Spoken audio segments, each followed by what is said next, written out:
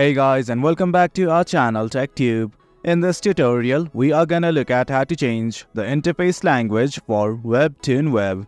Now let us begin. Do note that I have already logged into my account, and in case you have not do it right now, the process is quite easy. We have also created a tutorial regarding that, so worry not. Now let us simply look at how to change the interface language. Well, the process is quite easy. All you guys have to do is simply scroll down to the very bottom. As you guys can see, I am doing it right now.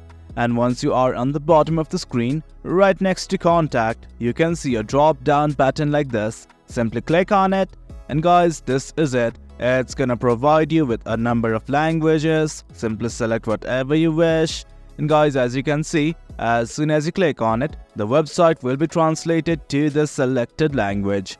Well guys, that's it. That's how you change the interface language for Webtoon Web. The process is quite easy.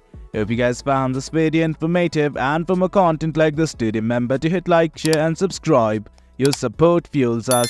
Until next time, thank you.